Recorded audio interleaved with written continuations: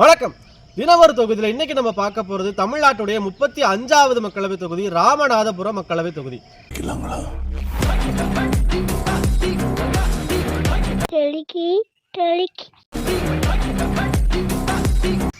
1952ஆம் ஆண்டிலிருந்து இருக்கிற பழமையான தொகுதிகளில் ராமநாதபுரம் மக்களவை தொகுதி ஒன்று. இங்க சுமார் 15 லட்சம் வாக்காளர்கள் இருக்காங்க. ராமநாதபுரம் மக்களவை தொகுதிக்கு உட்பட்ட 6 சட்டமன்ற தொகுதியில் என்ன பார்த்தோம்னா ராமநாதபுரம், பரமக்குடி, திருச்சுழி, அறந்தாங்கி, திருவாடனை மற்றும் முதுகுளத்தூர்.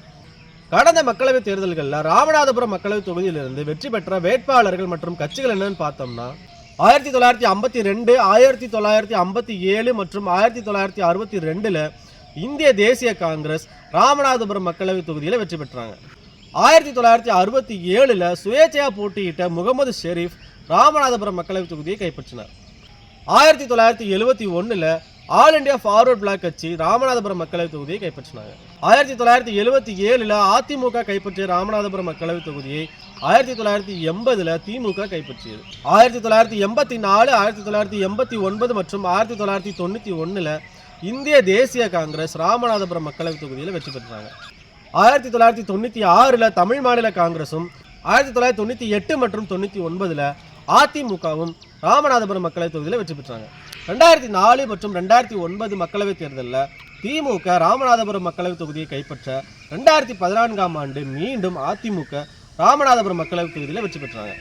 2019 மக்களவை தேர்தலை பொறுத்தளவு திமுக கூட்டணி சார்பில் போட்டியிட்ட இந்திய யூனியன் முஸ்லீம் லீக் வேட்பாளர் நவாஸ்கனி தன்னை எதிர்த்து போட்டியிட்ட பாரதிய ஜனதா கட்சி வேட்பாளர் நயினார் நாகேந்திரனை விட சுமார் 1,20,000 வாக்குகள் வித்தியாசத்தில் வெற்றி பெற்றார்.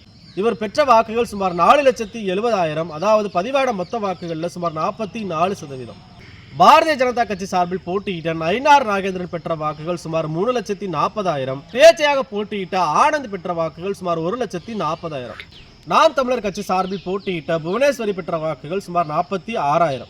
2019 மக்களவை தேர்தலில் குறைவான நோட்டா வாக்குகள் பதிவான மக்களவை தொகுதிகளில் ராமநாதபுரம் மக்களவை தொகுதி ஒன்று. இங்கே பதிவான நோட்டா வாக்குகள் சுமார் 7,595, அதாவது 0.7%. ராமநாதபுரம் மக்களவை தொகுதிக்கு உட்பட்ட சட்டமன்ற தொகுதிகளை பொறுத்தளவு திருவாடனை மற்றும் அறந்தாங்கி தொகுதிகள் இந்திய தேசிய காங்கிரஸ் வசமும் மீதமுள்ள 4 தொகுதிகளும் திமுக வசமும் இருக்கு. 2024 தேர்தலில் ராமநாதபுரம் மக்களவை தொகுதியை யார் கைப்பற்ற போறாங்கிறத இன்னும் கொஞ்ச நாள்ல தெரிஞ்சுக்கலாம். அடுத்த வீடியோல இன்னொரு தொகுதியை பத்தி பார்க்கலாம். வணக்கம். லைக் பண்ணுங்க, ஷேர் பண்ணுங்க, கமெண்ட் பண்ணுங்க, மறக்காம சப்ஸ்கிரைப் பண்ணுங்க.